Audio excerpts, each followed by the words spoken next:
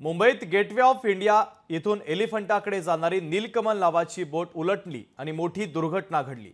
या दुर्घटनेत 13 जणांचा मृत्यू झालाय। मृतांमध्ये नौदलाचे 3 कर्मचारी तर बोटीतील 10 प्रवाशांचा समावेश आहे। बोटीतील 101 जणांना सुखरूपपणे बाहेर काढण्यात यश आलंय। 5 जण अद्याप बेपत्ता असून त्यांचा शोध सुरू असल्याची माहिती मुख्यमंत्री देवेंद्र फडणवीसांनी दिली आहे। नौदलाची बोट धडकल्याने प्रवासी बोटीचे 2 तुकडे झाल्याचं देखील प्रत्यक्षदर्शींनी सांगितलेलं आहे। मृतांच्या नातेवाईकांना राज्य सरकारकडून प्रत्येकी 5 लाखांची मदत जाहीर करण्यात आली। 2 गंभीर जखमींवर नौदलाच्या रुग्णालयामध्ये उपचार सुरू आहे। या घटनेची सखोल चौकशी सरकार आणि नौदलाकडून करण्यात येणार असल्याचं देखील मुख्यमंत्र्यांनी सांगितलेलं आहे। दरम्यान नीलकमल नावाची बोट पर्यटकांना घेऊन एलिफंटाकडे जात होती। या बोटीत 110 पर्यटक प्रवास करत होते। अरबी समुद्रामध्ये नौदलाची बोट अनियंत्रित झाली। नौदलाची बोट नीलकमल नावाच्या बोटीला येऊन धडकली। धडकेत नीलकमल बोटीचे 2 तुकडे झाले।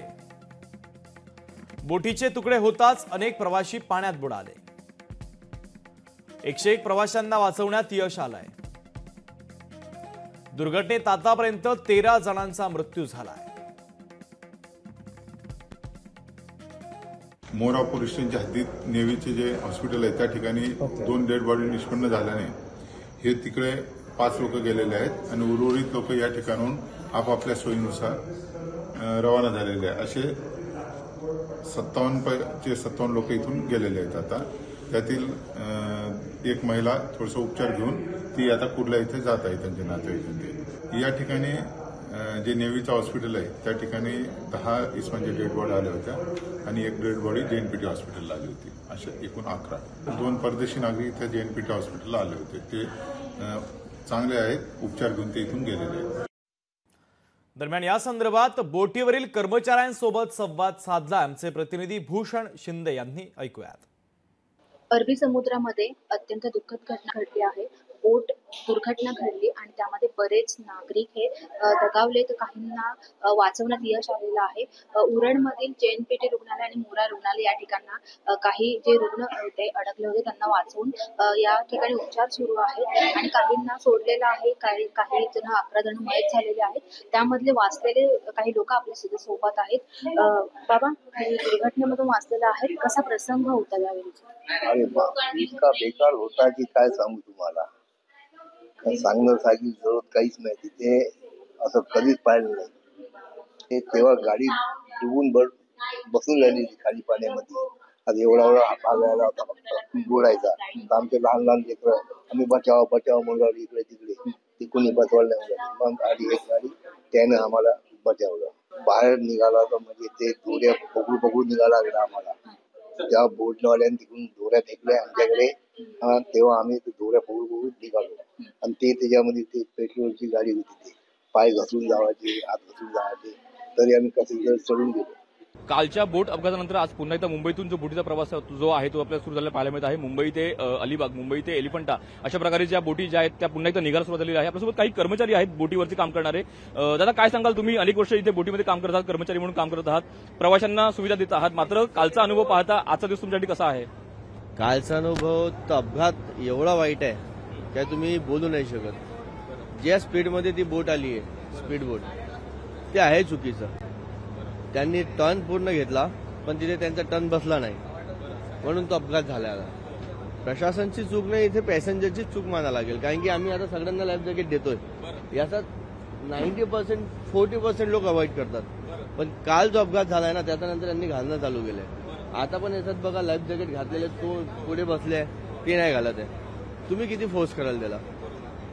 याच्यात चुकी पॅसेंजरचीच आहे। 50% तर माना तुम्ही। लाईफ जॅकेट आता आमच्याकडे पडली आहे, बाहेर पडले, आतमध्ये बसले, भरून ठेवले, कोणी मागत नाही, द्यायला गेलो तर घेत नाही। जेव्हा पण येत आहे आमच्याकडून लाईफ जॅकेट घेऊन घालावे। स्वतःची सेफ्टी स्वतःलाच करायचं सर। भीती तर असते थोडी मनात, त्यांच्यासोबत झालं आमच्यासोबत पण होऊ शकते। काळजी घेणं आवश्यक आहे, काळजी घेणं आवश्यक आहे। अशा प्रकारे प्रत्येकाने काळजी घेणं आवश्यक आहे. मग तो कर्मचारी असो बोटीवरचा किंवा बोटीत प्रवास करणारा प्रवासी असो, तर प्रत्येकाने लाईव्ह जॅकेट, जे सेफ्टी जॅकेट आहे ते घालणं अत्यंत गरजेचं आहे. आणि प्रशासनाचे जे जे नियम आहेत ते प्रत्येक नियम फॉलो करणं, त्या नियमाला अनुसरून वागणं जे आहे ते अत्यंत गरजेचं आहे. कॅमेरामॅन विनीत पेडणेकरसह भूषण शिंदे, लोकशाही मराठी, मुंबई. मुंबईच्या अरबी समुद्रातील बोट दुर्घटनेच्या संदर्भात नेव्हीच्या बोट चालकावर भरधाव वेगानं बोट चालवल्याप्रकरणी गुन्हा दाखल करण्यात आलाय.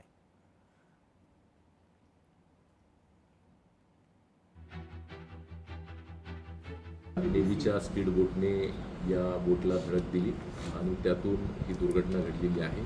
यामध्ये आतापर्यंत एकूण 13 जणांचा मृत्यू झाल्याची माहिती आपल्याकडे प्राप्त झालेली आहे. यातील सर्व मृतांची ओळख पटलेली असून जवळजवळ 8 बॉडीज ज्या आहेत त्या आम्ही हँडओव्हर सुद्धा केलेल्या आहेत नातेवाईकांना.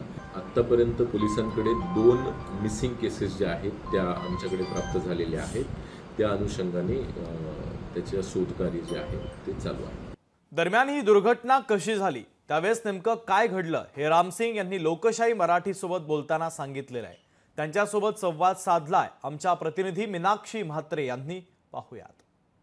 माझ्यासोबत लोक आहेत जे त्या बोटीतून प्रवास करत होते. आपण त्यांच्याशी बातचीत करण्याचा प्रयत्न करूयात.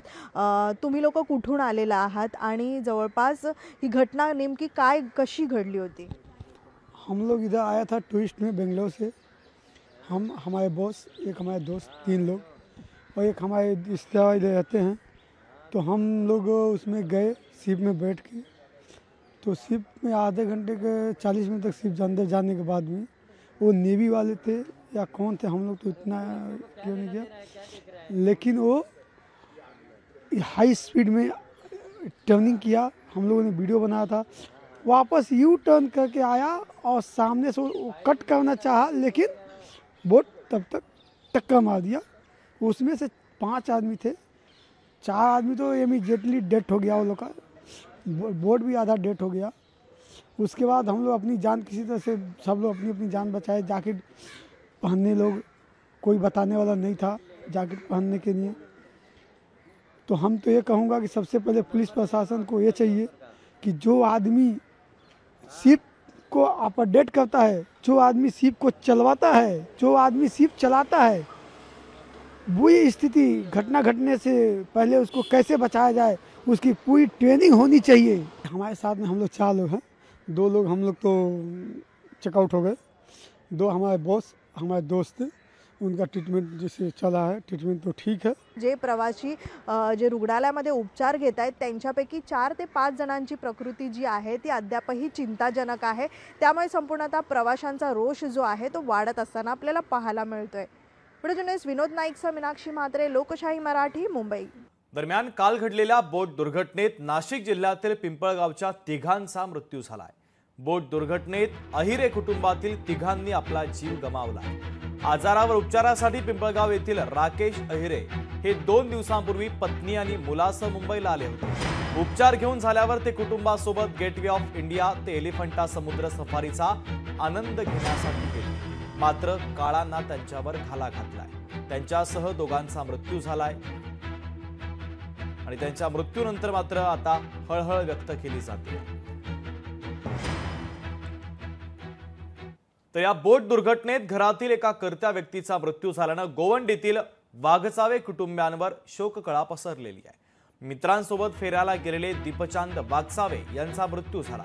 दीपचांद वाघचावे हे आपल्या मित्रांसोबत गोवंडीहून एलिफंटा येथे फिरण्यासाठी गेले होते. या दुर्घटनेत 4 मित्रांना वाचवण्यात आलं होतं, पण त्यांच्यातील दीपचांद यांचा मात्र मृत्यू झाला. तर दीपचांद वाघचावे यांची मुलगी निकिता हिच्याशी संवाद साधला आमच्या प्रतिनिधी मीनाक्षी म्हात्रे यांनी. पाहूयात. दीपचंद वाघचौरे जे गोवंडीतून प्रवासी आले होते आणि ह्याच बोटीमध्ये त्यांचा अपघात होऊन त्या ठिकाणी मृत्यू झालेला आहे. त्यांचं कुटुंब या ठिकाणी सध्या कुलाबा पोलीस ठाण्यामध्ये आलेले आहेत. त्यांची मुलगी आहे माझ्यासोबत. आपण तिच्याशी बातचीत करण्याचा प्रयत्न करूयात. तुझ्या पप्पांसोबत आणखीन इतर कोण कोण आले होते, फिरण्यासाठी आले होते, कशासाठी नेमके निघाले होते? ते फिरायसाठीच आले असेल, पण म्हणजे कोण होतं त्यांच्यासोबत ते माहीत नाही, कारण जे त्यांचे एरियातले फ्रेंड्स आहे ते तर नव्हते. मग एकटे होते का कोणासोबत होते ते अजून माहीत नाही. कुटुंबातील कोण कोण लोक तुझ्यासोबत सध्या कुलाबा पोलीस स्टेशनमध्ये आहेत? माझी आत्तू, मम्मी, परत पप्पाचे फ्रेंड्स, जीजू, ते सर्व आहेत. कुलाबा पोलीस स्टेशनमध्ये कशासाठी तुम्ही लोक आलेले आहेत? माझ्या पप्पांनी गोल्ड घातलेले, 2 चैन, कडा, अंगठी वगैरे, तर ते घेण्यासाठी आम्ही इथे आलो आहे. पोलिसांनी ताब्यात घेतलेलं आहे का, ते सापडलेलं आहे का? अजून माहीत नाही, पण प्रोसिजर चालू आहे वाटतं. पोलिसांकडनं काय तुम्हाला सांगितलेलं आहेत का? पप्पांची जी ज्वेलरी होती ती तुम्हाला दिलेली आहे का? अजून नाही दिली आहे त्यांनी ज्वेलरी. त्यांनी फक्त म्हणजे मम्मीकडून असं काहीतरी लिहून घेतलं, असं काहीतरी स्टेटमेंट, आणि ज्वेलरी अजून दिली नाही आहे.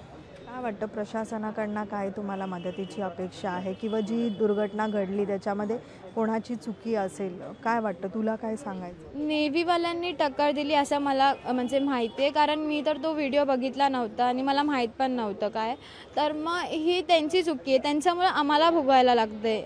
माझ्या घरी फक्त माझे पप्पाच होते जे कमवत होते.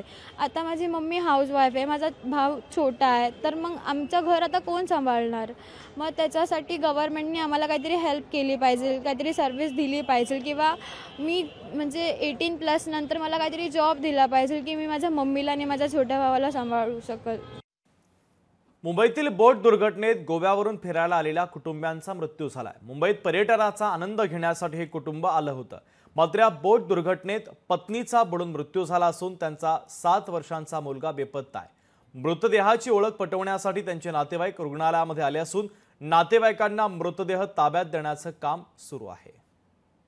या बोट दुर्घटनेत उत्तर प्रदेशच्या गाजीपूरहून आलेल्या एका कुटुंबावर देखील काळानं घाला घातलाय. रामलता देवी आपल्या मुलीसह भाच्याच्या लग्नाच्या निमित्तानं मुंबईत आल्या होत्या. दरम्यान त्यांनी एलिफंटाला जाण्याचा बेत आखला, पण दुर्दैवानं या बोटीचा अपघात झाला. यात 55 वर्षीय रामलता देवींचा दुर्दैवी मृत्यू झालाय. त्यांची मुलगी रिंता देवी यांना मुंबईच्या जीटी रुग्णालयामध्ये सध्या उपचारासाठी दाखल करण्यात आलंय.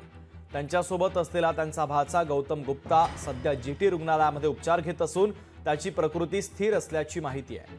गौतम गुप्ता यांच्यासोबत संवाद साधला आमच्या प्रतिनिधी मीनाक्षी म्हात्रे यांनी. ऐकूयात. मी सध्या जीटी रुग्णालयामध्ये आहे मुंबईच्या, मात्र इथे देखील अनेक प्रवासी जे आहेत त्यांचे नातेवाईक माझ्यासोबत आहेत. काही जण जे मृत्यू पावलेले आहेत त्यांच्यापैकी एक जण आहे. तुमच्या कुटुंबातील कोण व्यक्ती आहेत, किती जणांना रुग्णालयात ॲडमिट केलेलं आहे आणि संपूर्ण घटना नेमकी काय झाली होती, कसं नेमकं त्या ठिकाणी अपघात झालेला?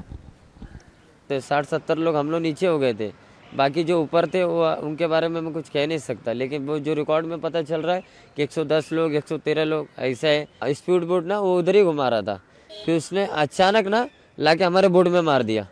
और बोट में मारा मतलब अब कट मारने जा रहा था, निकलने जा रहा था, तैसे हमारी भी बोट आगे बढ़ रही थी ना.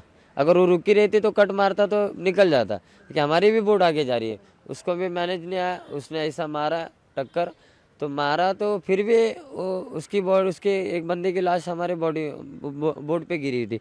इतना टांग में पूरा फटा बिटा था, तो हम लोग देख के बहुत बुरा लगा. तो हम लोग ने खींच के उसको साइड में किया, उसको बंदे को, कि हमारा बोट सही है, हमको ऐसा लगा. तो आगे थोड़ा थोड़ा जाते जाते पता चल रहा है कि हमारा बोट अंदर जा रहा है.